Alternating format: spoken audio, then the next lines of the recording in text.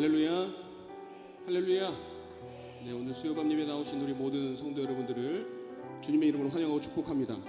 네, 우리 앞뒤 좌우 계신 분들과 인사 한번 할까요? 예배 참 잘 오셨습니다. 예배 참 잘 오셨습니다. 네, 오늘도 우리가 하나님 만나는 귀한 은혜의 장이 되길 소망합니다. 오늘 또 믿음을 결단하며 삶을 결단하며 하나님 앞에 나아갈 때에 우리의 소망 되시고 전부 되신 하나님 만나시기를 간절히 소망합니다. 우리 시간 기도하심으로 함께 은혜 보좌 앞에 나가겠습니다.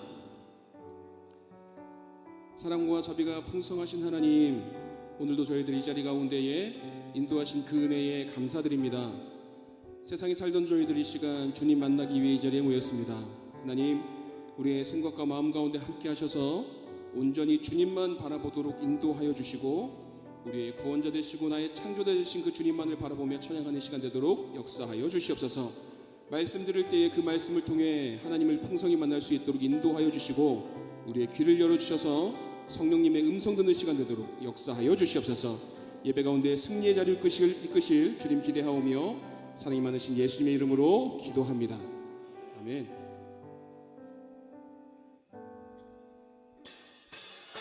우리 함께 이 시간 우리의 창조주 되시고 구원자 되신 그 주님을 박수치면서 찬양하며 나갑시다.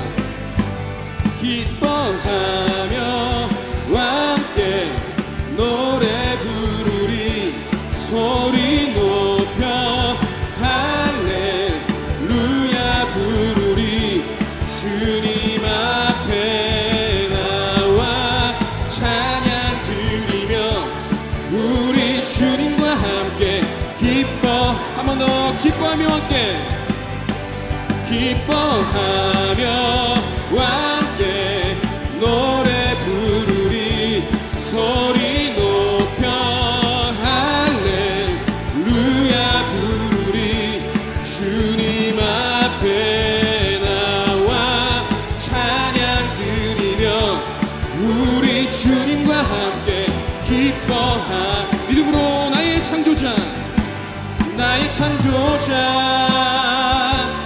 나의 구원자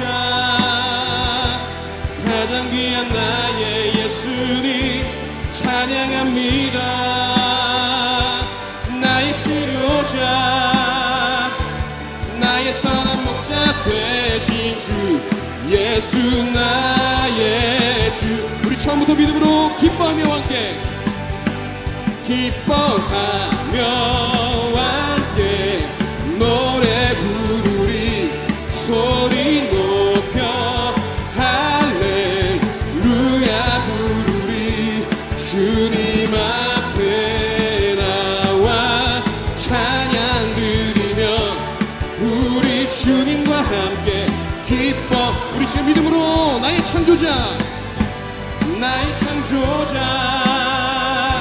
나의 구원자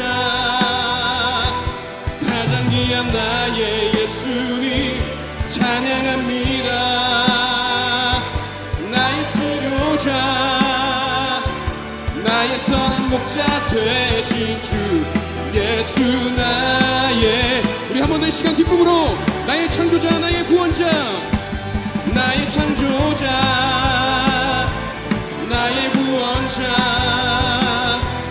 가장 귀한 나의 예수님 찬양합니다. 나의 치료자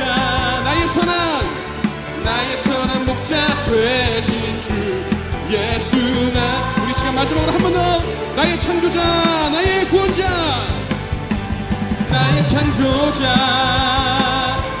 나의 구원자 가장 귀한 나의 예수님 찬양합니다. 나의 치료자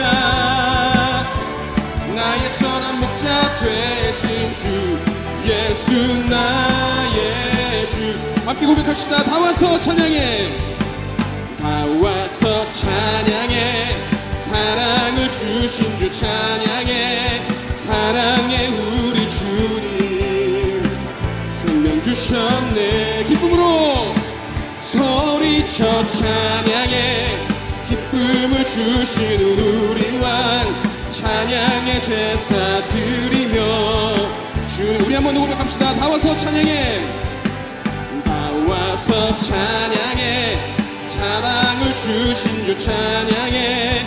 사랑해 우리 주님. 믿음으로 생명 주셨네. 소리쳐 찬양해. 기쁨을 주신 우리 왕 찬양의 제사 드리며 주님께 경배해. 다 와서 찬양해. 찬양해 주님. 찬양해 주님 우리 왕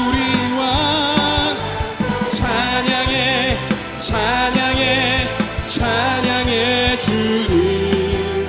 찬양해 주. 우리 처음부터 고백합시다. 다 와서 찬양해. 사랑을 주신 주 찬양해. 사랑해 우리 주. 믿음으로 선포합시다. 생명 주셨네. 기쁨으로 소리쳐 찬양해.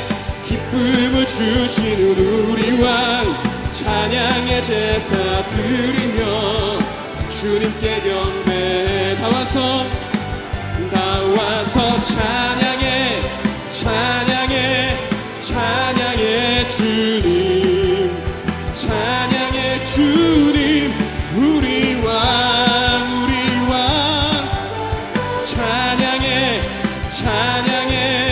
찬양해 주님. 찬양해. 우리 기쁨을 한 번 더 선포합시다. 다 와서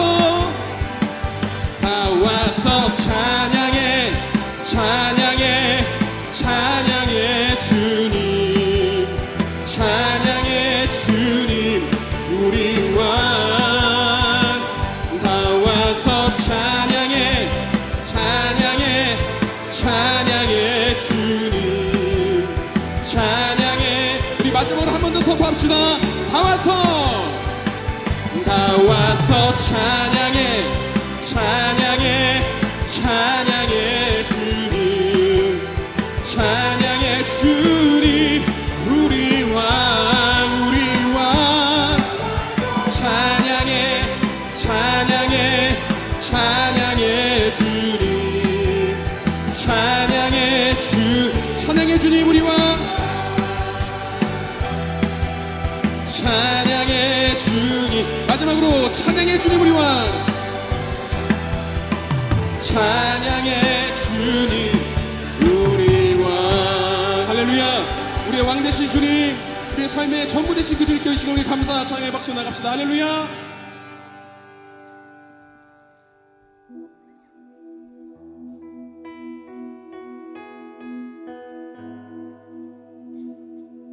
우리가 가는 모든 길을 주님께서 날마다 인도하십니다. 믿으십니까? 우리의 가고 서는 것 주관하시고 나의 삶의 소망 되신 그 주님, 이 시간 그 주님을 찬양합니다.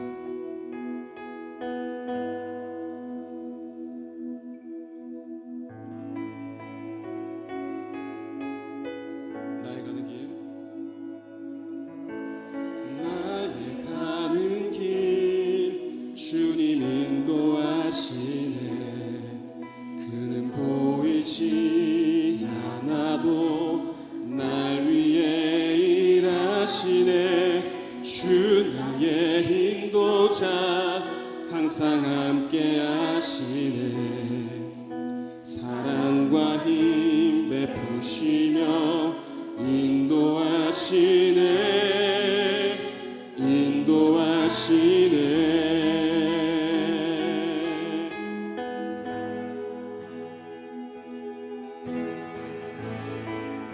우리 한 번 더 고백하며 나갑시다. 나의 가는 길. 나의 가는 길 주님 인도하시네. 그는 보이지 않아도 날 위해 일하시네. 주 나의 인도자 항상 함께 하시네. 사랑과 힘 베푸시고 인도하시네. 나의 가는 길 주님 인도하십니다. 나의 가는 길 주님 인도하시네. 그는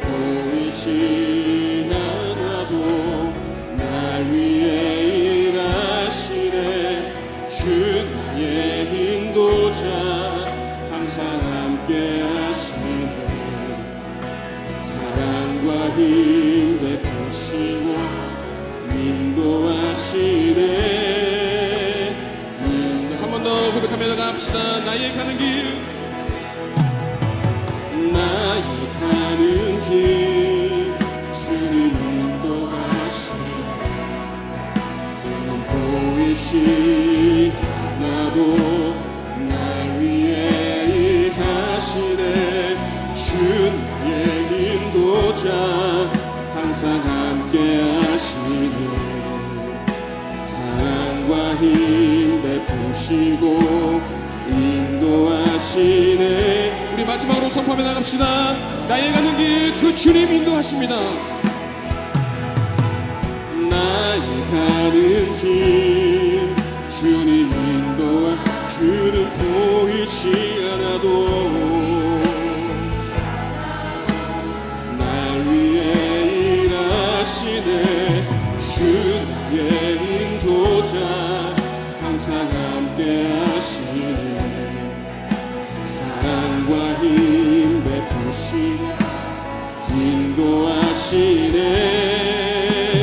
인도하시네. 선포합시다. 내가 걸어갈 때, 내가 걸어갈 때 길이 되고 살아갈 때 삶이 되는 그곳에서 예배하네.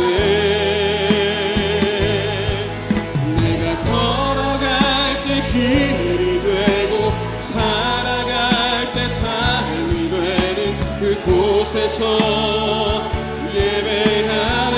한 번 더. 내가 걸어갈 때, 내가 걸어갈 때 길이 되고 살아갈 때 삶이 되는 그곳에서 예배하네. 내가 걸어갈 때 길이 되고 살아갈 때 삶이 되는 그곳에서 예배하. 부르신 곳에서, 부르신 곳에서 나는 예배하네. 어떤 상황에도 나는 예배하네. 부르신 곳에서 나는 예배하네. 어떤 상황에도. 우리 한번 더 시간 믿음을 다해서 선포하며 나갑시다. 부르신 곳에서 주님 예배합니다. 부르신 곳에서 어떤 상황에도 아멘 나는 예배하네. 부르신 곳에서 어떤 상황에도 나는. 우리 믿음을 가지고 이렇게 선포하며 나갑시다. 내가 걸어갈 때, 걸어갈 때 길이 되고 살아갈 때 삶이 되는 그곳에서 예배하네. 내가 걸어갈 때 길이 되고 살아갈 때 삶이 되는 그곳에서 예배하네. 부르신 곳에서 예배하네. 어떤 상황에도 나는 예배하네. 부르신 곳에서 예배하네. 어떤 우리 시간 전심으로 마지막으로 이 시간 고백하며 나갑시다. 부르신 곳에서 나는 예배합니다. 부르신 곳에서 예배하네. 어떤 상황에도 나는 예배하네. 부르신 곳에서 나는 예배하네. 어떤 상황에도 나는 예배하네.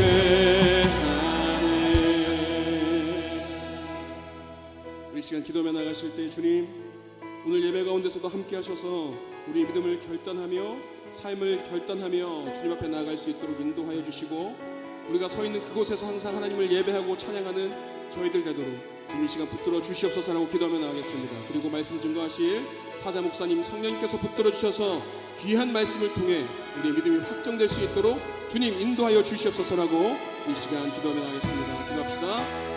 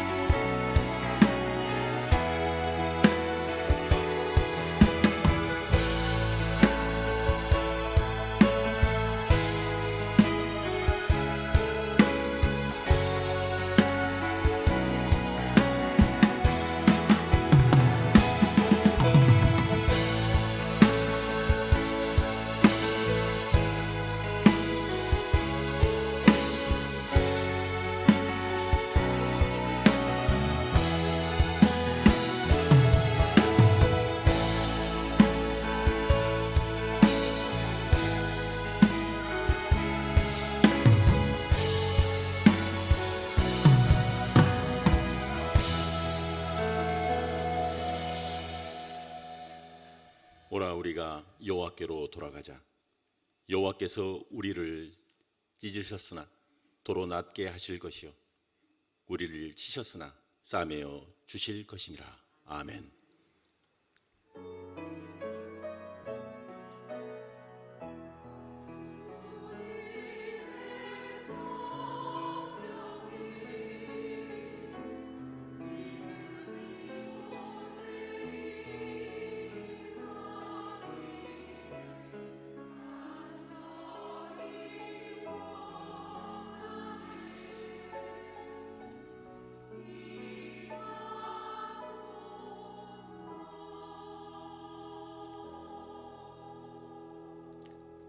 거룩하신 하나님, 오늘 재직 세미나와 헌신 예배를 드립니다.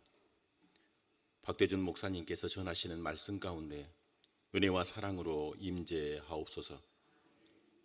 이 시간 연약한 우리 죄를 고백하올 때 주님의 은혜와 사랑으로 용서하여 주시옵고 우리 마음을 정결케 하시어서 이 예배를 통해 새로운 결단을 하게 하옵소서. 예수님의 이름으로 기도합니다. 아멘.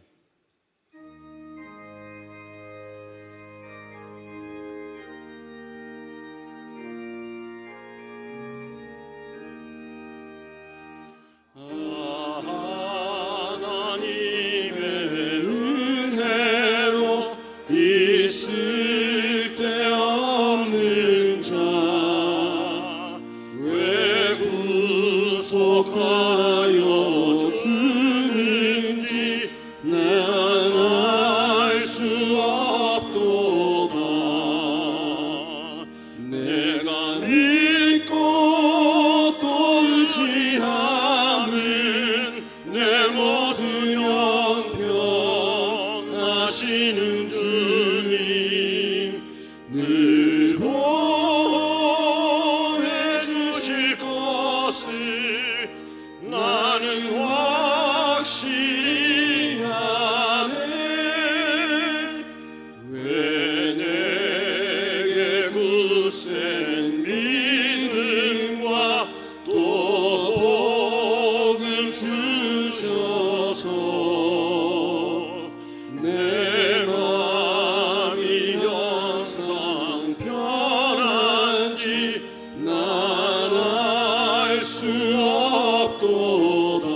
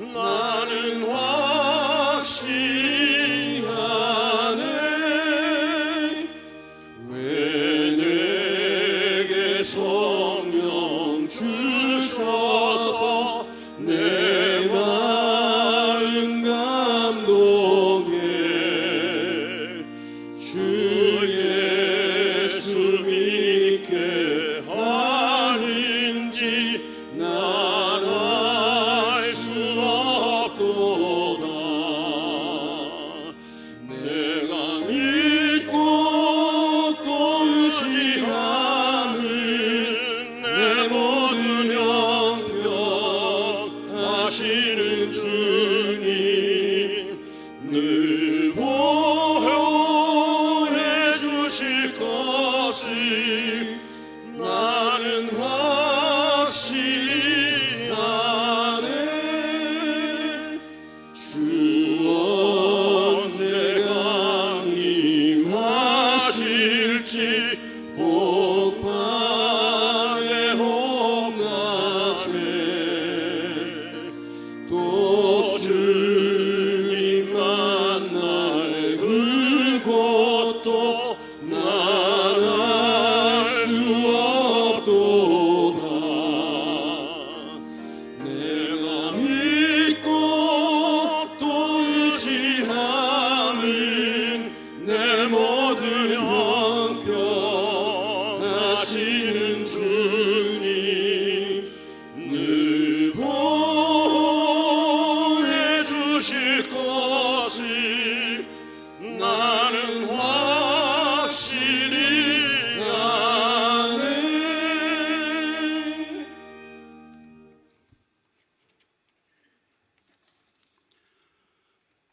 사랑과 은혜가 풍성하신 하나님 아버지, 한 해를 여는 첫 수요 예배를 재직 헌신 예배로 주님 앞에 나아가게 하시니 감사와 찬양을 올립니다.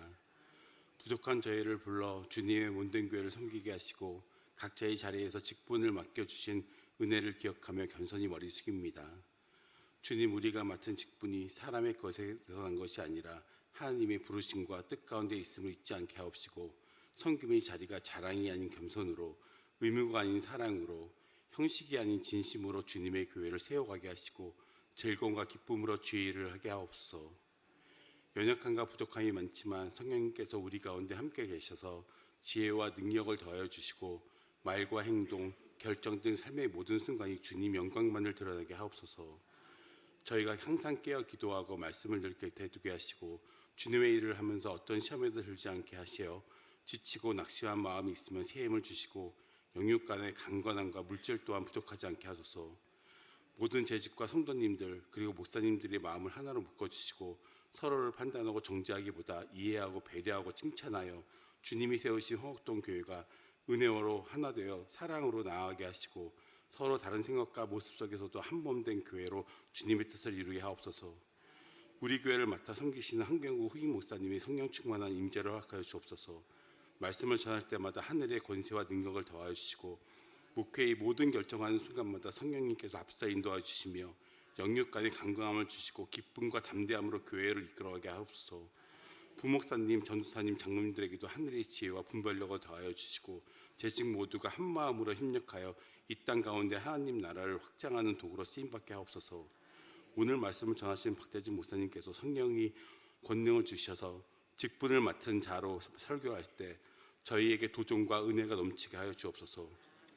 주님께서 찬양으로 영광 돌리는 아가페 찬양대와 셀롬 찬양단을 축복하여 주옵소서. 그들의 입술과 마음을 성령님께서 주장하여 주시고 드리는 모든 찬양이 하나님께 향한 온전한 고백이 되게 하옵소서. 연습하는 시간마다 행복하고 하나됨을 허락하시고 그들이 찬양을 통해 예배 가운데 위로와 은혜의 회복의 역사가 일어나게 하옵소서.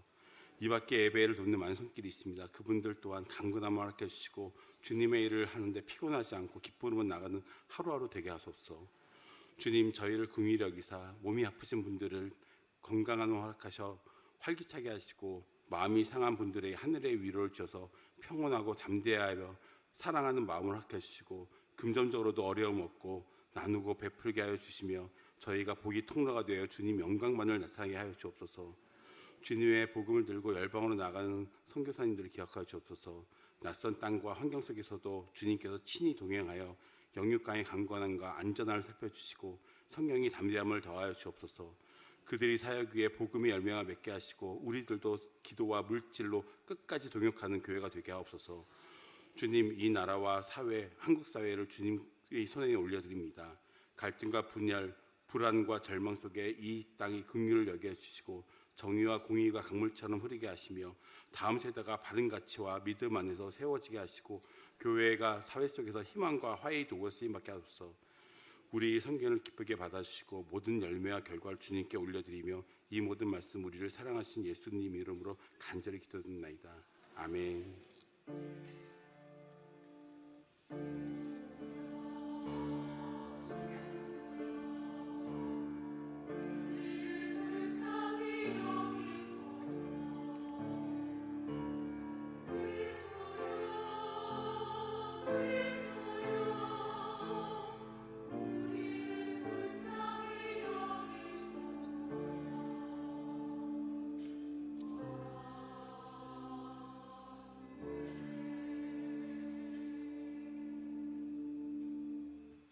이 시간은 재직 선서하는 시간을 갖도록 하겠습니다. 우리 재직되시는 장로님, 안수 집사님, 또 권사님, 또 서리 집사님들, 또 우리 목사님들, 또 전도사님들까지 자리에서 일어나 주시면 감사하겠습니다. 3층도 일어나 주시고요.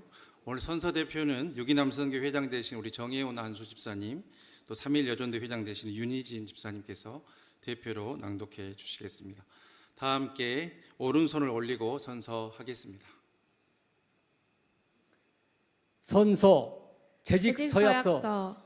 나는 하옥동 교회 재직으로서 교회의 머리가 되신 예수 그리스도의 부르심을 받아 하나님의 귀한 사명을 맡게 됨을 감사히 생각하오며 살아계신 하나님 앞에 2026년 사명지향적인 교회 은혜로 하나 되어 사랑으로 세워가는 우리의 해에 맡겨주신 직무에 대하여 다음과 같이 충성을 다할 것을 서약합니다. 하나, 예수님을 향하여 함께 살아가도록 말씀과 기도로 실천하는 삶을 살겠습니다. 실천하는 삶을 살겠습니다. 둘, 한 몸의 지체로 연결되기 위하여 겸손한 섬김을 실천하는 삶을 살겠습니다. 셋, 사랑 안에서 서로 세워가기 위하여 축복의 말과 행동을 실천하는 삶을 살겠습니다. 넷, 십자가 사랑을 기억하며 하나님 사랑, 이웃 사랑을 실천하는 삶을 살겠습니다. 다섯, 새 신자와 고난당하는 자를 돌보기를 힘쓰며 모든 성도들을 사랑과 친절로 섬기며 덕을 세우는 일에 힘쓰겠습니다. 여섯, 성도들의 위급한 일을 교회에 즉시 보고하여 돌보며 한 몸 된 성도들을 사랑으로 섬기겠습니다. 일곱, 불평하거나 원망하거나 상처를 주는 말, 부정적인 말이나 메시지를 전파를 삼가며 서로를 위로하고 격려하며 사랑의 하나됨을 힘써 지키겠습니다. 여덟, 교회의 모든 사역에 적극적으로 동참하며 맡겨진 사명에 충성을 다하겠습니다. 아홉, 매 주일마다 잊어버린 영혼을 구하는 전도에 힘쓰며 땅 끝까지 이르러 선교에도 힘쓰겠습니다. 열, 모든 십자가는 내가 지고 모든 영광은 하나님 아버지께만 돌리겠습니다. 2026년 1월 14일 재직대표 안수집사 정회운, 집사 윤희진 바로. 네, 자리에 앉아주시기 바랍니다. 이제 겸손한 마음으로 하나님 말씀 받도록 하겠습니다. 다 같이 자리에서 일어나셔서 하나님 말씀 받겠습니다.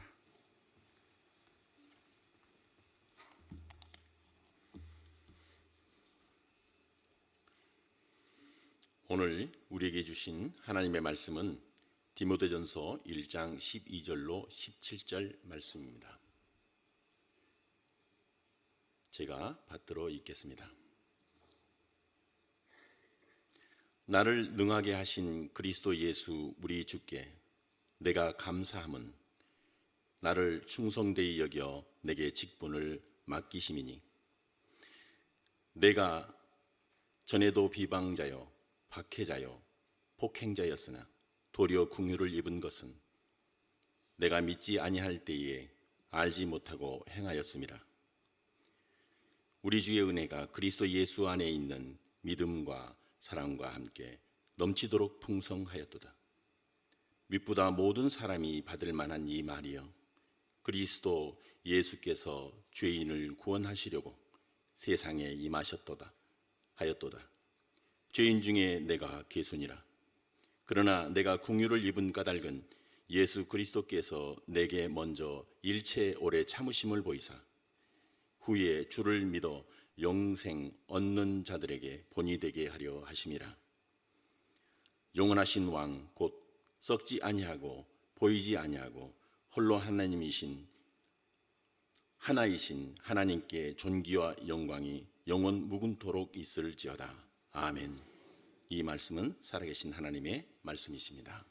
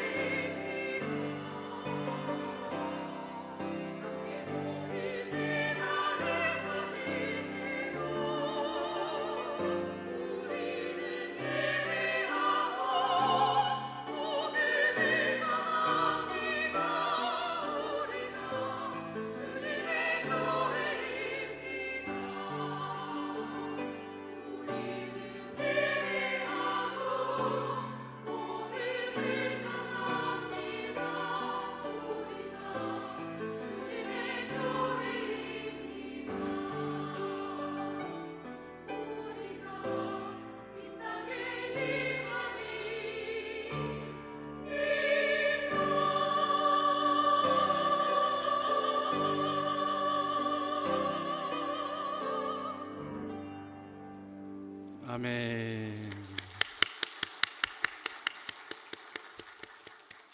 새해 맞이해서 우리 재직 헌신 예배 재직 세미나 하나님께서 귀하신 또 강사 목사님 보내주셨습니다. 우리 영등포노회 직전 노회장이시고 여의도 제일교회를 섬기시는 우리 박대준 목사님, 1년 전에도 우리 여전도회 총여전도회 헌신 예배할 때 와주셔서 은혜의 말씀 주셨는데 오늘도 이렇게 모실 수 있어서 너무 감사드립니다. 특별히 우리 박대준 목사님 2박 3일 동안 또 60여 명 또 우리 VIP들 모시고 또 예담동산 또 프로그램 영성 프로그램 은혜 가운데 잘 인도하시고 또 피곤하신데도 이렇게 우리에게 오셔서 또 은혜 말씀 전해주시니 참 감사드립니다. 또 3월에는 또 남아공에 가셔서 또 예담동산 프로그램 또 인도하신다고 하는데 또 귀하게 이렇게 여러 면에서 또 쓰임 받는 우리 귀하신 박대준 목사님 통해서 우리 주실 말씀 기대하면서 우리 박수로 모시도록 하겠습니다.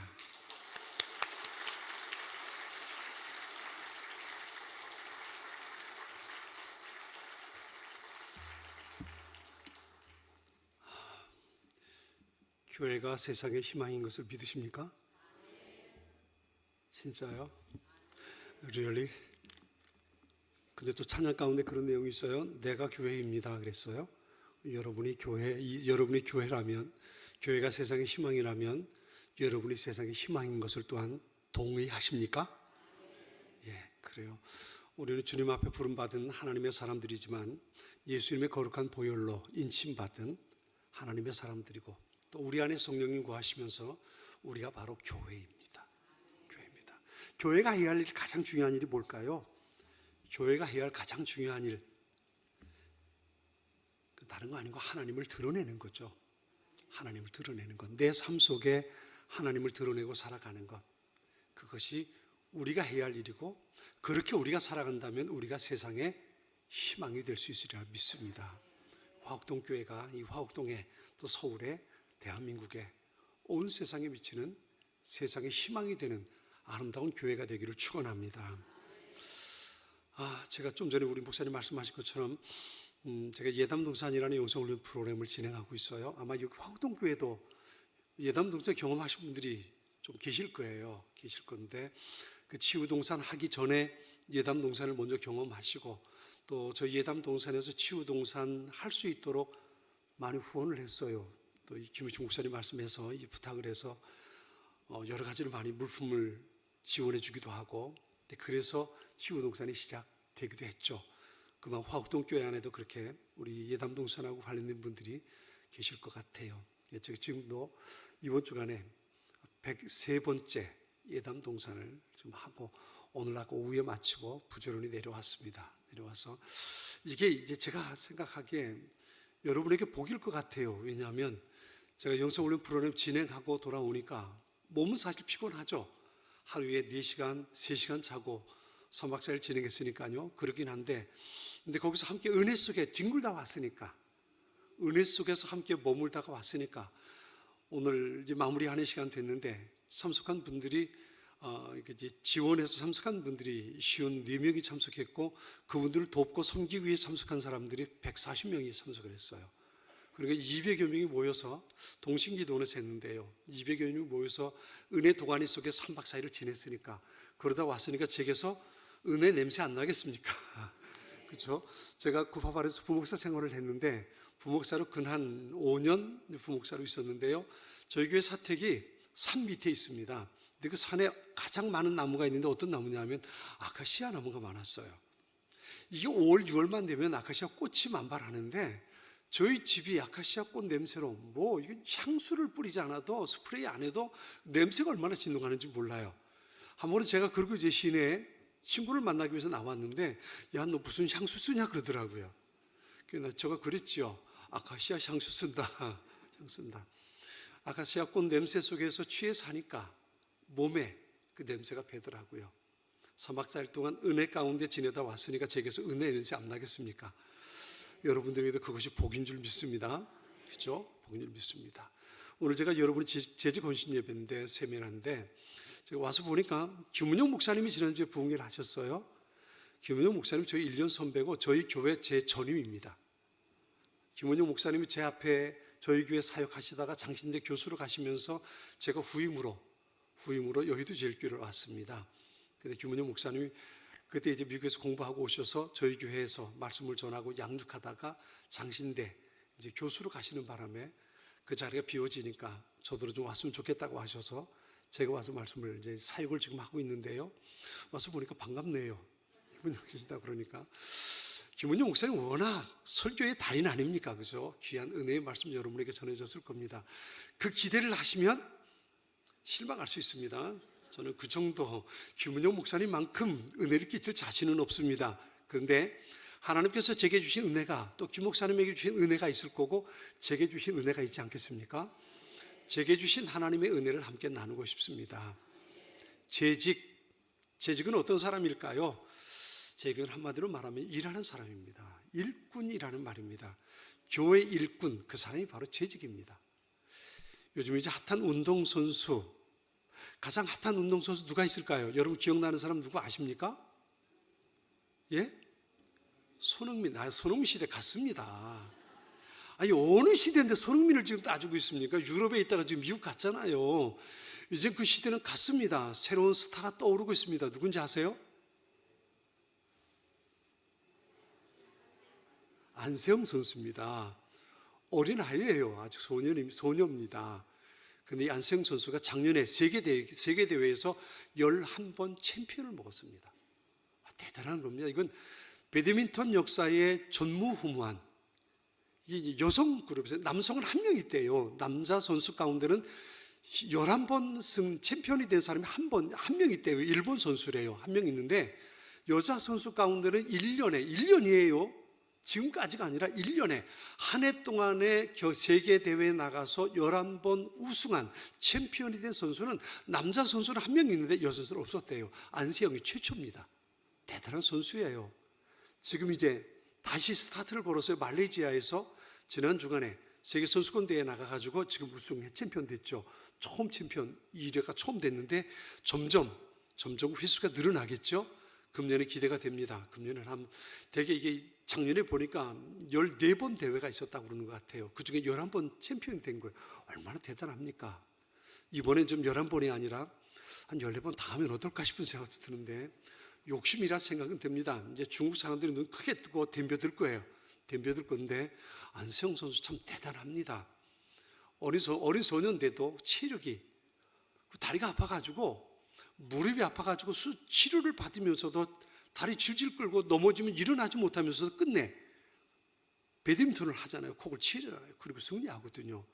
제가 그래서 실제 중계할 때는 못 봐도 제가 쉬는 시간에 반드시 안세영 선수의 경기는 제가 찾아봅니다. 대단한 선수입니다. 운동 경기를 할 때 보면 선수가 있고요. 운동장에서 경기장에서 경기하는 선수가 있고요. 그 선수가 경기를 잘 할 수 있도록 경기력을 지도하고 작전을 짜고 전술을 짜고 그래서 지도하는 감독과 코치가 있고요. 그리고 그 경기가 원만하게 공정하게 진행될 수 있도록 돕는 심판이 있습니다. 이 셋이 있어야 경기가 진행이 됩니다. 그런데 여러분 보세요. 그 경기에서 가장 고생하는 건 누굴까요? 가장 고생하는 건 선수입니다. 선수. 그리고 챔피언이 됐을 때 메달을 목에 거는 것도 누굴까요? 선수입니다. 선수예요. 제가 왜 이 얘기를 말씀드리냐면 재직이란 교회에서 일꾼인데 일꾼이 바로 선수입니다. 필드에서 뛰는 선수입니다. 근데 이걸 잘 알아야 돼요. 선수인데 선수 노릇 안 하고 코치 노릇 하려는 사람이 있어요. 이건 자기 분수를 모르는 사람입니다. 선수는 필드에서 뛰어야지 자기가 작전을 짜고 코치하고 감독하려고 하면 안 되는 거예요. 그렇게 하면 안 돼. 그거 아니야. 이렇게 해야지. 그건 감독이 하는 얘기입니다. 이 안세영 선수도 하다 보면 때때로 작전 타임 걸기도 하고요. 이제 21점까지 지금 금년도부터 좀 있으면 11점짜리 경기를 한다고 그래요. 21점 하는데 11점 되면 전반전 한 번 경기가 끝나서 쉬는 시간에 감독하고 작전을 짭니다. 그럼 그때 감독이 말하죠. 야, 요건 좀 내가 좀 실수하는 것 같아. 요건 좀 조심해. 감독이 얘기해 주거든요. 왜냐하면 여러분 바둑 두는 사람은 잘 알 텐데요. 바둑 두고 장기 두는 사람은 잘 알 거예요. 바둑 두고 장기 두는 사람을 보면 누가 제일 잘 둘까요? 예? 훈수 두는 사람, 그죠? 훈수꾼. 그 앞에 앉아서 장기 두는 사람보다 바깥에서 보는 사람이 더 잘 보여요. 이게 더 잘 둬서가 아니에요. 잘 둬서가 아니라 그 장기판 안에, 바둑판 안에 앞에 서 있는 사람은 그 수만 보거든요. 근데 밖에 있는 사람은 여유롭게 보는 겁니다. 여유롭게 보니까 길이 보이는 거예요. 훈수를 돼. 그렇다고 그 사람이 더 잘 두는 건 아니에요. 아닙니다. 그 사람이 앞에 서면 그도 마찬가지. 그도 또 못할 수도 있어요. 그런데 훈수 두니까 잘 되거든요. 그런데 훈수 둔다고 해서 그 게임에서 이겼을 때 금메달 거는 거 아니에요. 금메달 거는 사람은 선수가 거는 겁니다. 우리 모두는 선수라는 것을 잊지 말아야 합니다. 필드에서 땀 흘려 뛰는 사람들이에요. 훈수 두려고 하지 마세요. 감독 역할 하려고 하지 마세요. 그렇죠? 그러면 안 돼요. 우린 선수입니다. 우리의 유일한 감독이 있다면 누굴까요? 그분은 하나님이십니다. 그렇죠? 하나님께서 우리에게 주시는 훈수 두는 말씀이 있어요. 작전 코치하는 말씀이 있어요. 그게 뭐겠어요? 성경이잖아요. 성경이잖아요. 성경 말씀을 통해서 넌 이렇게 살아야 돼. 넌 이런 일 해야 돼. 넌 이렇게 해야 돼. 너 이런 일을 맡았잖아. 그럼 그 일을 이렇게 해야지. 우리에게 들려주시는 하나님의 소중한 메시지가 있는데 그것이 바로 성경이에요. 그러니까 우리가 일꾼으로 일하다가 조금 힘들고 야, 이건 좀 문제가 있다. 어떻게 하면 좋지? 그럴 땐 누구에게 가야 됩니까? 감독이신 하나님 앞에 가는 거예요. 어디로요? 기도의 자리로. 말씀 앞으로. 그렇죠? 말씀 앞으로. 그곳에 가서 하나님 내가 너무 힘든데 내가 잘못하는 거 있습니까? 하나님 내가 뭐가 문제가 있는데 이 문제를 어떻게 해결해야 될까요? 성경을 찾아보고 하나님 앞에 기도하면서 우리의 코치 되시고 감독 되시는 하나님 앞에 코치를 받는 거예요. 야, 너한테 이런 문제가 있다. 너 잘하는 것 같은데 너 눈앞에 있는 것만 보지 그 멀리 있는 건 보지 못하는 것 같아. 좀 넓게 봐. 하나님께서 내게 좀 아픔이 있고 어려움이 있을 때에 그럴 때 하나님 앞에 말씀 앞에 서고 내가 기도의 자리에 나아가면 하나님께서 우리에게 그렇게 코치해 주시는 거예요. 이걸 우리가 듣지 못하면 그걸 듣지 못하고 내가 하는 그 모습 가지고 살아가면 이게 어떻게 되냐면요. 이 고집쟁이가 되는 거예요. 완고한 사람이 되는 겁니다. 사람이 얼마나 부족한지 아세요?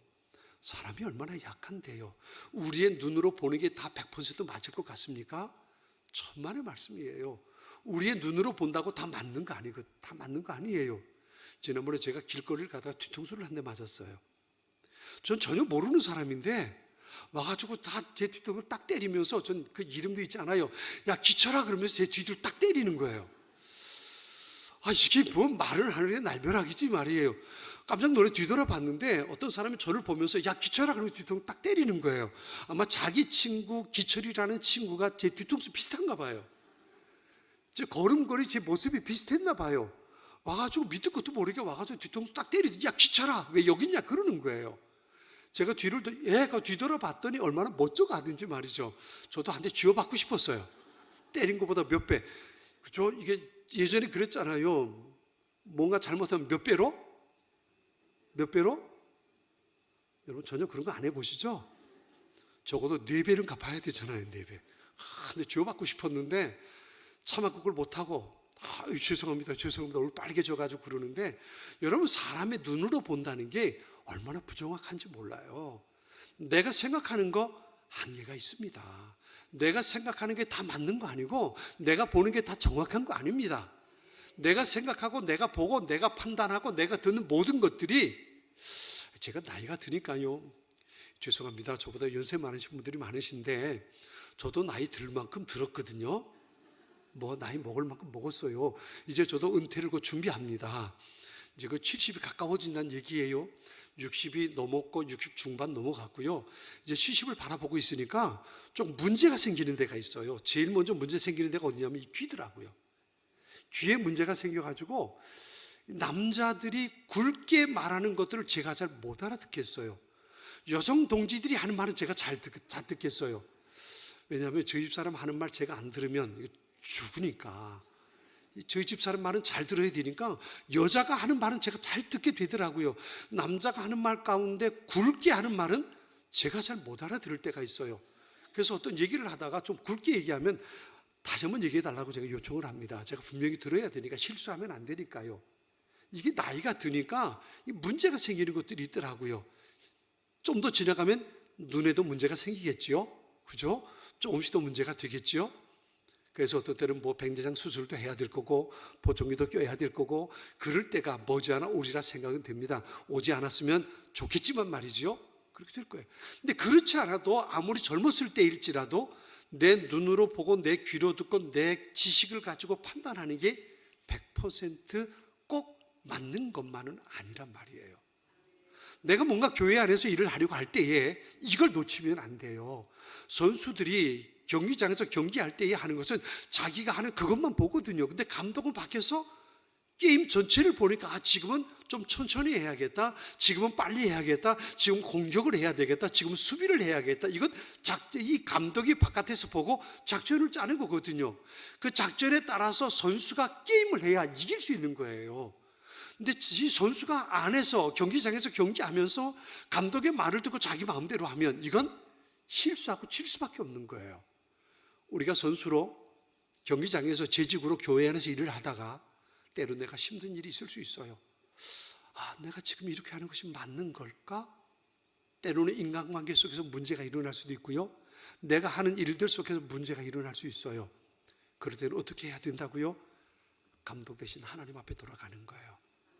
하나님 말씀 앞으로, 하나님 앞에 기도의 자리로 그곳에 돌아가서 하나님께서 내게 어떻게 코치해 주시는지, 내게 어떤 문제가 있는지, 내가 무엇이 잘못됐는지, 내가 지금 어떻게 행동해야 되는지 말씀과 기도를 통해 하나님의 뜻을 찾아야 되는 거예요. 그래야 내가 하는 일이 주님의 몸된 교회, 세상의 희망인 교회에 유익한 것이 되는 거란 말이에요. 여러분, 교회 일꾼 그랬어요. 우리는 재직은 교회 일꾼입니다. 교회 일꾼인데 교회 일꾼은 누구를 위해서 일하는 사람 일꾼일까요? 누구를 위해서? 교회 주인 대신 하나님을 위해서. 그죠? 교회 주인 대신, 교회 머리 대신 예수 그리스도 그분을 위해서 일하는 거지요. 일하는 거지요. 근데 그분이 가장 소중하게 여기는 게 뭘까요?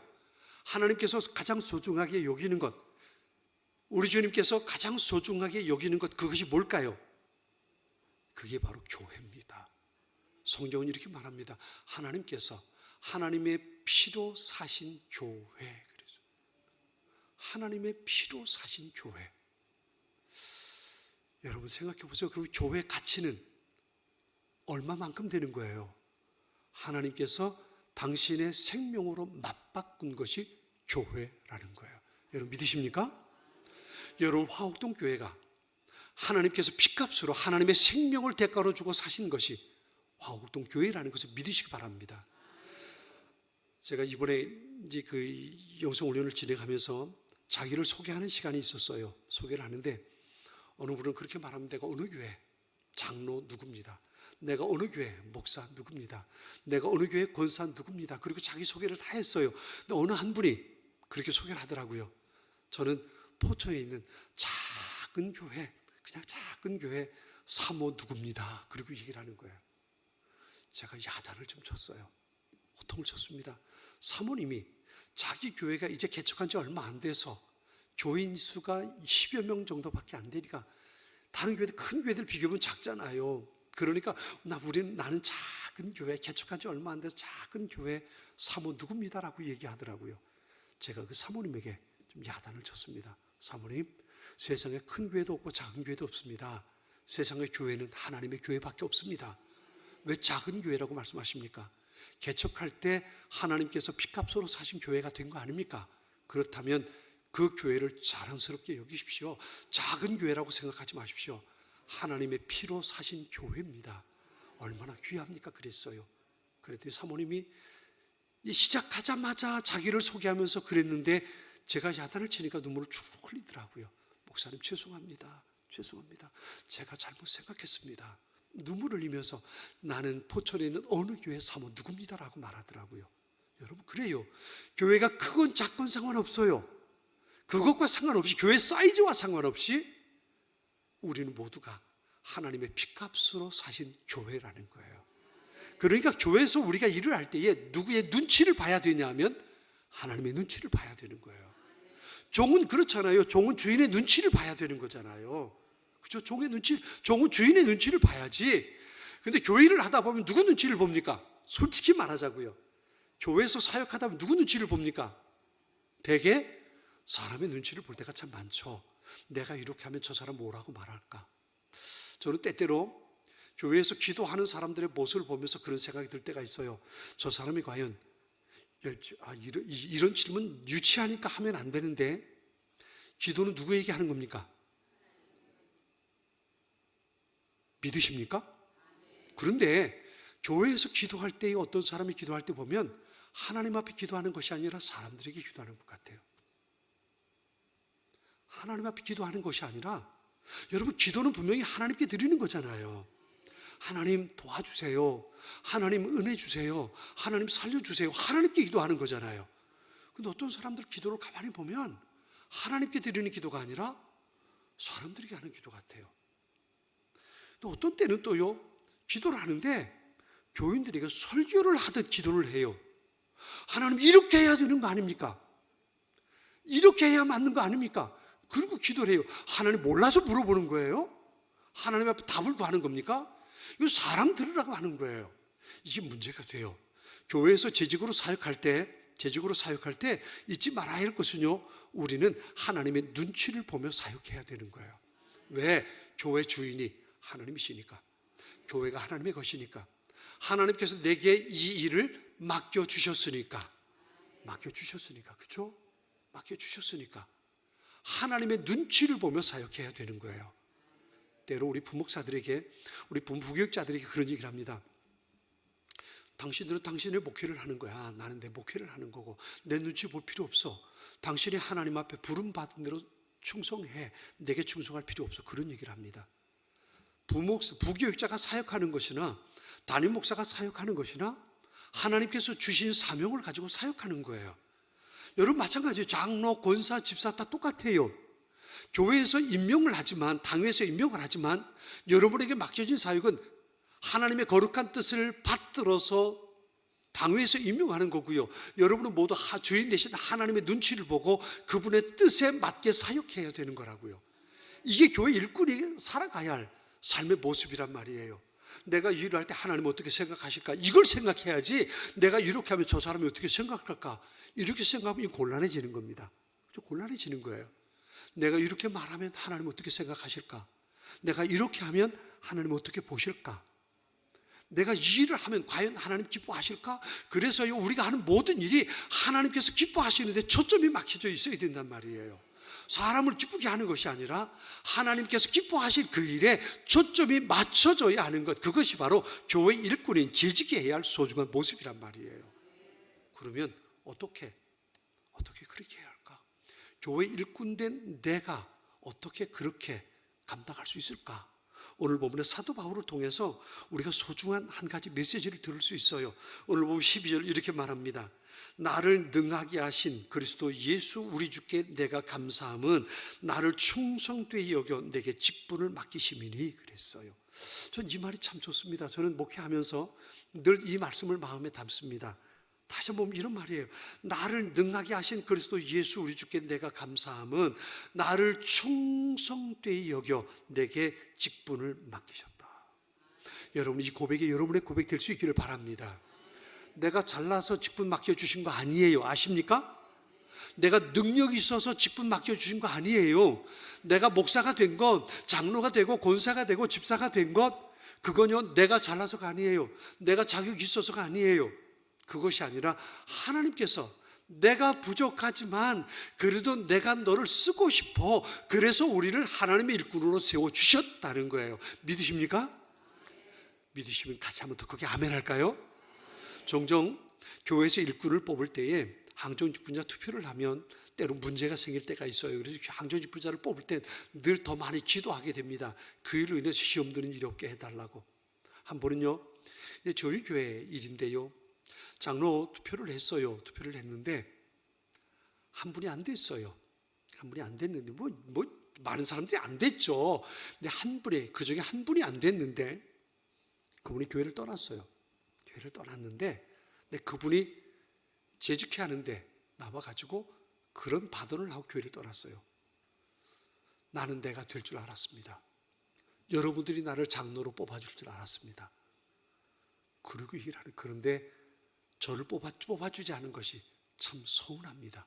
왜 내가 아니고 저 사람이 돼야 됩니까? 그리고 얘기를 하는 거예요. 전 하나님 앞에 할렐루야 감사했어요. 그 사람이 장로가 됐더라면 어떤 일이 벌어졌을까? 목사의 마음을 이해하시겠습니까? 저 사람이 장로가 됐더라면 우리 교회가 어떻게 됐을까? 나쯤 돼야 할 수 있지 않겠어? 내가 아니고 누가 이 일을 할 수 있는데. 하나님 보시기에 그 사람의 모습은 온전하지 않습니다. 오늘 바울이 말합니다. 나는 능력 없는데, 나는 여전히 부족한데, 그렇죠? 그런데도 불구하고 하나님께서 내게 직분을 맡겨주셨다는 겁니다. 나는 부족한데. 여러분 따라서 해볼까요? 나는 부족한데, 나는 할 수 없는데, 나는 모르는데 하나님께서 나를 충성되이 여겨 직분 맡겨주셨으니 자가 크게요 감사합니다. 이 마음 가지고 사역할 수 있길 바랍니다. 감사해요. 감사한 거예요. 나 같은 사람을 어떻게 하나님께서,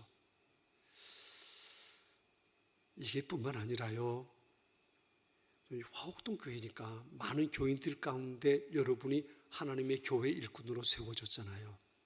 많은 사람들 가운데 일꾼으로 세워지지 않은 사람보다 내가 더 잘난 것 같습니까? 아니에요. 나보다 더 잘난 사람들 많이 있어요. 저는 목사지만 그런 생각합니다. 하나님께서 어떻게 나 같은 사람을 목사로 택하셨을까? 저는 이제 MBTI 많이 젊은 친구들이 유행하는데 저는 내성형입니다. 내성적입니다. 사람들 앞에 잘 말할 줄 모르고요. 사람들 앞에 나서서 뭔가 할 수 있는 성격이 되지 못합니다. 저는 할머니하고 같은 방을 썼어요. 어릴 때 제가 고등학교 다닐 때까지 할머니와 같은 방을 썼어요. 그러다 보니까 제가 굉장히 내성적이 됐더라고요. 사람들 앞에 나서는 게 굉장히 부끄러워서요. 학교에서 공부하면서 뭔가 발표하려고 앞에 이 교실에서 앞에 나가면 얼굴이 빨개져서 한동안 말을 못하던 사람이 접니다. 근데 이렇게 설교하잖아요. 근데 이렇게 설교하고 있어요. 이게 하나님의 은혜죠. 어떻게 나 같은 사람을 하나님께서 단에 세워서 설교하게 하실까? 지금 제가 아무리 생각해도 이건 기적입니다. 내가 만든 게 아니고 하나님께서 저를 그렇게 만들어내신 거죠. 때때로 나 같은 사람을, 나같이 부족한데 하나님께서 나를 어떻게 목사로 세워주셨을까? 참 감사하죠. 전 그래서 이 고백이, 바울의 고백이 좋아요.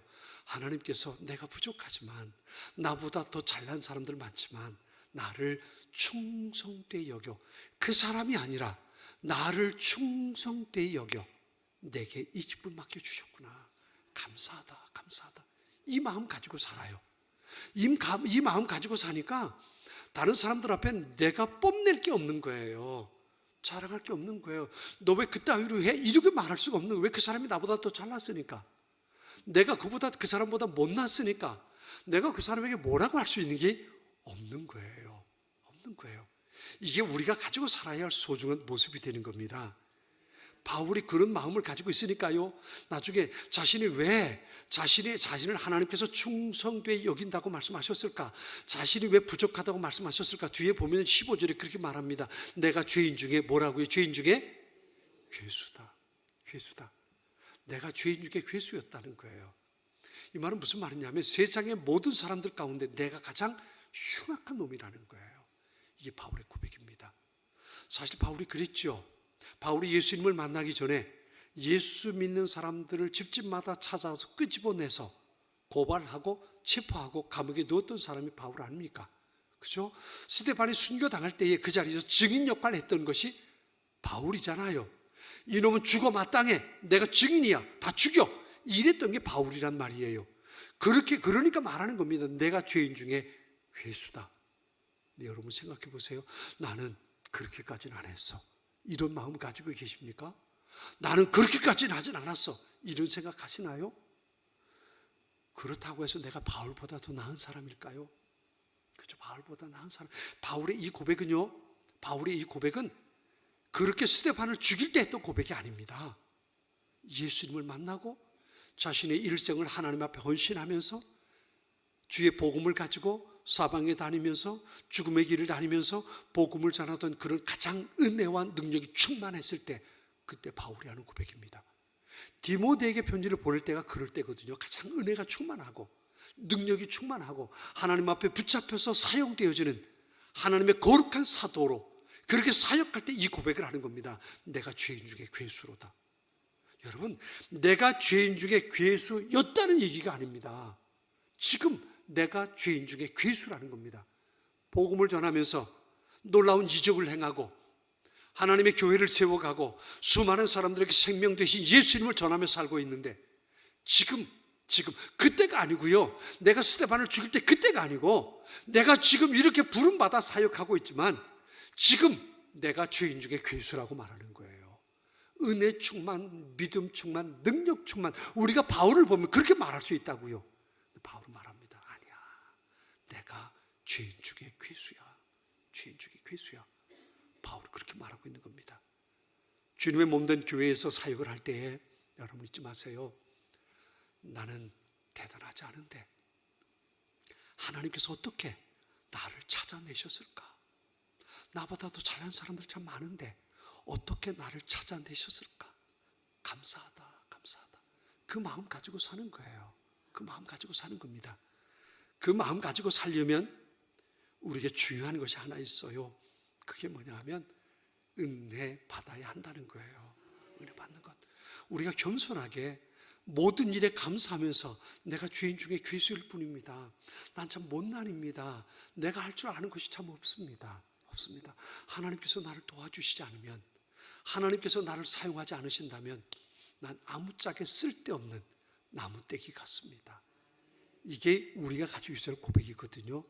이것이 누구에게서 나오는 고백이냐 하면 은혜 받은 사람에게서 나오는 고백이란 말이에요. 이 은혜라는 것, 은혜를 받아야만 교회에서 모든 일을 감사함으로 사역하고 감당할 수 있는데요. 처음에는 은혜 충만할 수 있어요. 내가 하나님께서 나를 충성되이 여기서 이런 직분 맡겨주셨고 이런 사역한다. 하나님 감사합니다. 내가 최선을 다해 충성하겠습니다. 그리고 감당할 수 있거든요. 그런데 이 은혜라는 게 처음 하나님의 은혜가 내게 충만하게 부어졌다고 해서 은혜가 계속 유지되는 건 아니더라고요. 은혜는 시간이 지나면 지날수록 은혜는 사그러들어요. 저는 그렇게 말합니다. 여러분, 모래를 한 움큼 모래 손에다 딱 얹어가지고 흘러가는 시냇물에다 가만히 담궈 보세요. 어떻게 될까요? 물이 흘러가는 동안 내 손에 있던 모래가 다 쓸려 나갑니다. 어느 사이에 내 손에 있는 모래는 다 사라져 버리고 맙니다. 은혜라는 게 그렇더라고요. 은혜 충만해가지고 내가 주님 앞에 헌신하겠습니다. 충성하겠습니다. 그리고 사역을 시작했는데 나도 모르는 사이에 많은 일들을 감당하다 보니까 나도 모르게 내 안에 은혜가 바닥나는 것을 발견하게 되더라고요. 제가 저희 교회 할머니 권사님들을 모시고 1년에 2차례 나들이를 다녀옵니다. 때로는 1박 2일 가기도 하고 때로는 좀 모시고 나가서 맛있는 거 사드리고 바람. 흔히 우리 권사님들이 그래요. 목사님이 우리를 콧바람 씌워준다고. 이제 연세가 드시니까 당신들끼리 어디 못 나가니까 제가 교회차를 끌고 우리 권사님들 모시고 1년에 봄, 가을로 나들이를 다녀옵니다. 전에 한번 가을에 아침 고요 수목원을 제가 모시고 갔어요. 모시고 갔는데 출발하는데 보니까 기름이 그렇게 많지 않아요. 기름이 많지 않아서 갔다가 오는 길에 기름을 좀 넣으면 되겠다라고 싶어서 가는데 이게 빨간불이 들어오더라고요. 운전하는 분들 알잖아요. 그 빨간불이 들어오면 기름이 얼마 남지 않았다는 것. 근데 제 머릿속에 제가 가는 지식이 뭐냐면 이 정도 들어오면 적어도 40km 갈 수 있겠다라는 생각이. 맞죠? 그 정도 되죠? 40km 가잖아요. 아닌가요?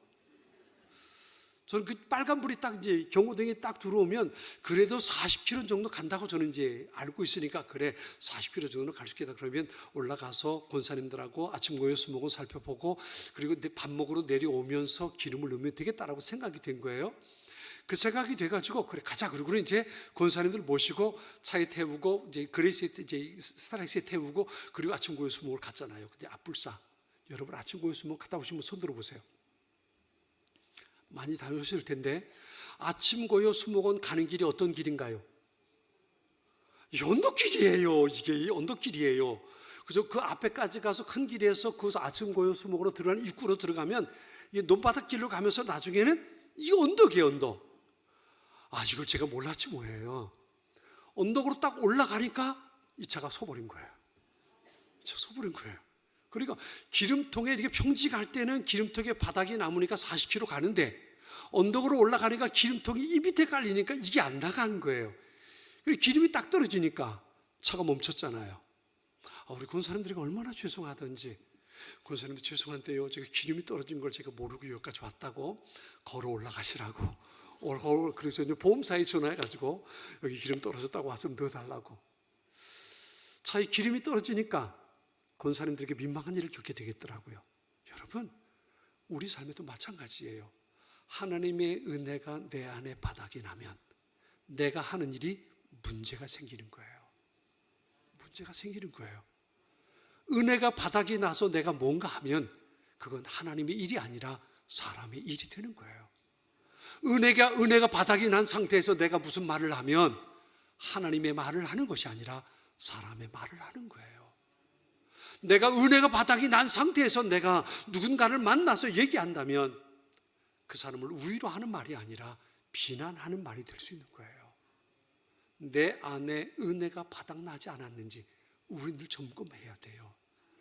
그 은혜가 내가 채워져야, 은혜가 내게 충만하게 충전되어 있어야 내가 무슨 일을 하든지 그것이 하나님께서 기뻐하시는 일이 되고 교회에 유익한 일이 된단 말이에요. 사랑하는 화곡동교회 소중한 일꾼 여러분, 늘 은혜에 충만하기를 힘쓰는 하나님의 사람들 되시길 바랍니다. 누가복음 10장에 보면요, 마르다와 마리아가 예수님을 자기 가정에 초청해서 식사 대접하는 모습이 나옵니다. 예수님의 일행, 예수님의 제자들을 자기 집에 초청했어요. 얼마나 귀한 일이에요. 마르다가 얼마나 좋았는지, 예수님이 우리 집에 오셨으니까 예수님을 대접할 수 있게 됐으니까 얼마나 좋았겠어요. 얼마나 좋았겠습니까? 그래가지고 마르다가 음식을 준비하기 위해서 주방에 가서 음식을 열심히 준비했어요. 저희 교회 권사님 한 분이 1년에 한번 집안 대청소를 해요. 대청소를 하는데 언제 하냐면 2월 달에 제가 대신방할 때 대청소를 합니다. 대청소를 해요. 대청소하는 게 기가 막혀요. 기가 막히는데 남편 집사님이 한 15년 전에 돌아가셔서 혼자 사십니다. 50평 넘는 아파트에 지금 혼자 사세요. 1년 내내 대청소 하겠습니까? 그런데 대신방 하는 날은 대청소하는 날이에요. 목사님이 하나님의 말씀을 가지고 오는데 어떻게 지저분하면 되겠습니까? 그럼 대청소하는 거예요.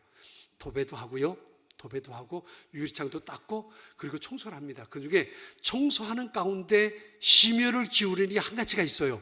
이게 뭐냐면 거실에 산드리아가 하나 있어요. 산드리아에 유리구슬이 제가 보면 거실 한 7, 80개 있는 것 같아요. 유리구슬이 달려있는 산드리아, 그 남편 집사님이 굉장히 비싸게 선물 받은 거래요. 그걸 거실 한가운데 그 산드리아가 있습니다. 그런데 대신방 할 때, 청소할 때는요, 이 권사님이 의자를 올라가서 걸레로 그걸 하나를 닦는 거예요. 하나를 닦는 거예요. 와, 그거 7, 80개 되는 유리알을 하나하나 걸레 가지고 닦고 먼지 나면 버리고 또 다시 빨아 닦고 그걸 하는 거예요. 그러면서 늘 그렇게 하는 모습을 봐요. 그럼 제가 신방 가서 그러죠. 권사님 금년에도 산드리아 닦았어요. 닦았지요 목사님. 거기 먼지 있으면 안 되잖아요. 닦았지요 그러더라고요. 근데 작년에 신방을 갔더니 산드리아가 바뀌었어요. 산드리아가 없어지고 형광도 달았더라고요. 연세가 이분이 84시예요. 이제 더 이상 의자 위에 못 올라가겠더래요.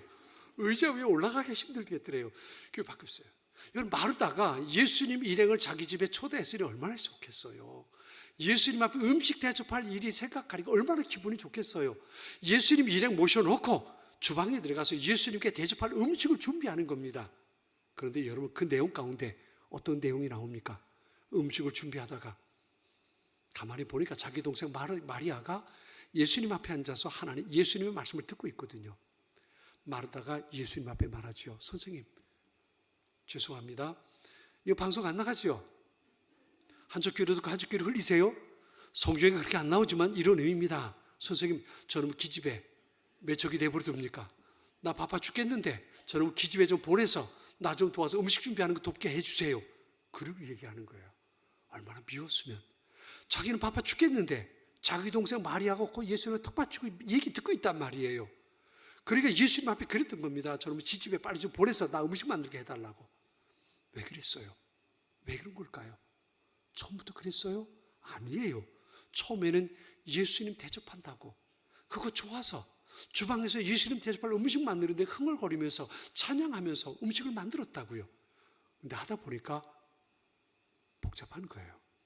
하다 보니까 일이 많은 거예요. 그러다 보니까 마리아가 그러고 있는 게 눈에 띈 겁니다. 이 쉽게 말하면 그거예요. 하나님께서 내게 맡겨주신 일 내가 감당할 때 처음엔 좋았는데 하다 보니까 은혜가 바닥이 났어요. 그러다 보니까 짜증이 나는 겁니다. 왜 나만 해야 되는데? 왜 내가 하필이면? 그렇죠? 왜 이래요?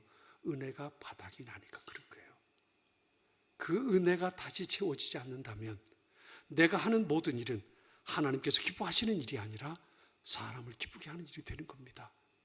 그 사람이 누구겠어요? 자기예요. 내 자랑거리예요. 내 자랑거리를 만드는 거 봐라. 내가 했잖아. 나 아니면 누가 이거 했겠어? 나니까 했지. 여러분 그렇게 해놓으면요 이게 평생 그게 자기 자랑거리로 가요. 저 그런 사람도 종종 봅니다. 내가 소시적에 내가 이런 일 했는데 와 그래서 어쩌라고 지금 어떤데 이게 하고 싶은데 참아 못하겠어요. 근데 이게 은혜가 바닥이 나고 하면 이게 모든 게 다 자기 자랑거리가 되는 거예요. 그건 하나님의 일이 아니거든요. 사는 화곡동에 재직된 여러분, 금년 안에 하나님께서 주신 사역을 감당할 때에 하나님께서 기뻐하시는 그 일에 집중하고 사역할 수 있기 바랍니다. 그러기 위해서 하나님의 은혜가 늘 내 안에 채워지기를 사모하시기 바랍니다. 그 은혜가 채워지는 가장 좋은 통로가 어디일까요?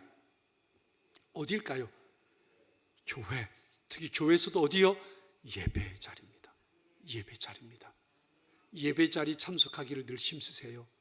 목사님을 통해서 강단에서 들려오는 하나님의 거룩한 메시지가 은혜의 단비가 우리에게 부어지는 하나님의 은혜의 통로가 되는 겁니다.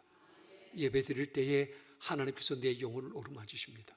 하나님께서 은혜가 바닥이 난 내 심령에 하나님의 은혜가 채워지는 것이 바로 예배 시간입니다.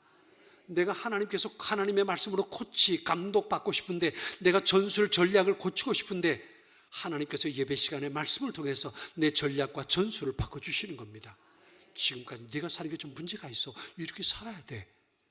예배 시간에 말씀을 통해서 찬양을 통해서 기도를 통해서 우리 안에 하나님의 거룩한 음성이 들려지는 겁니다.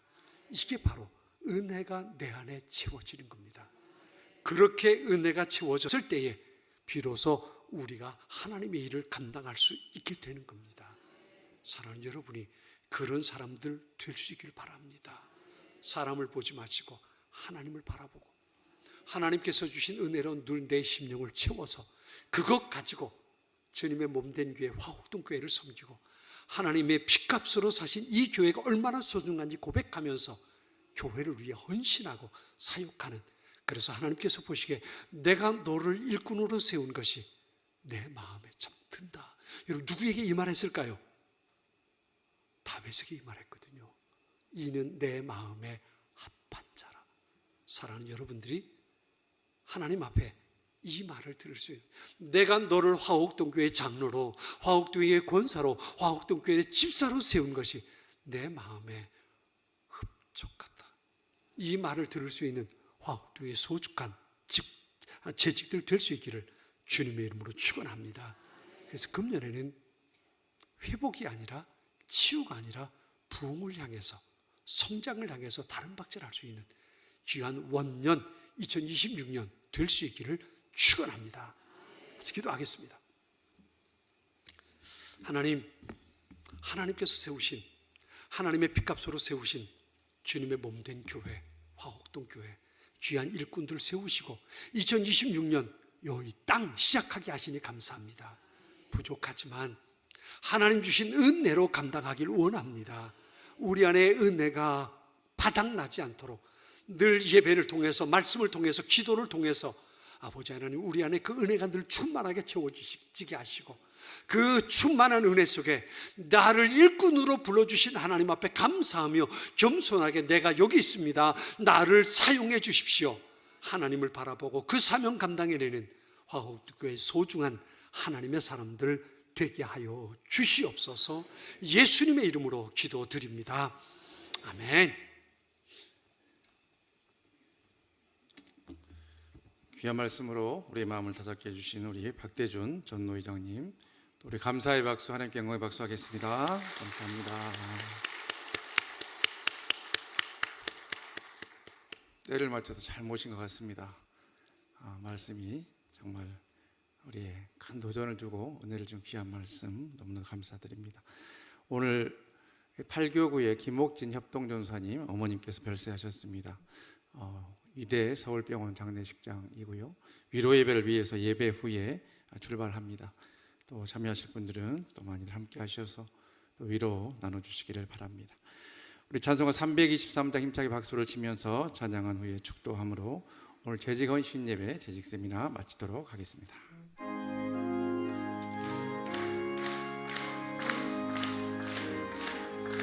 푸른 바다 나선이 어디든지 가오리다. 괴로우나 즐거우나 주만 따라가오리니 어느 누가 막으리까 죽음이 늘 막으리까 어느 누가 막으리까 죽음이 늘 막으리까 아골골짝 빈들에도 복음 들고 가오리다. 소돔 같은 거리에도 사랑 안고 찾아가서 종의 몸에 지닌 것도 아낌없이 드리리다. 종의 몸에 지닌 것도 아낌없이 드리리다. 존귀 영광 모든 것에 주님 홀로 받으소서. 멸시천대 십자가는 제가 지고 가오리다. 이름 없이 빛도 없이 감사하며 섬기리다. 이름 없이 빛도 없이 감사하며 섬기리다.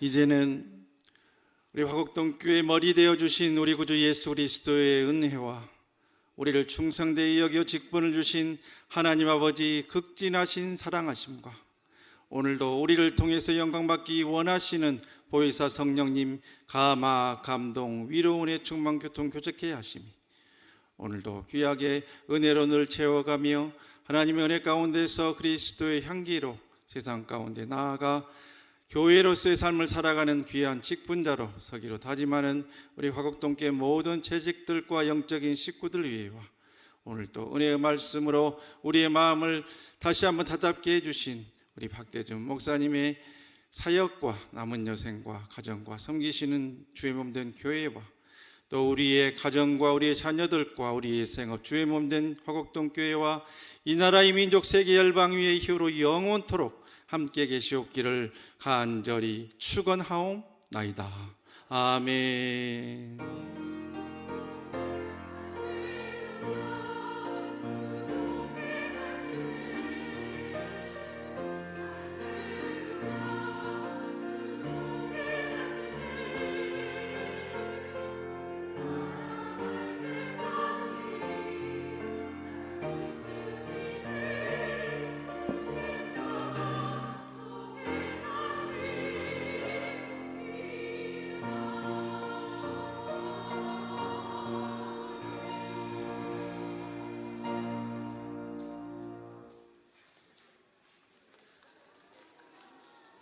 여러분은 단체 사진 촬영이 있습니다. 앞에 모여주시기 바랍니다.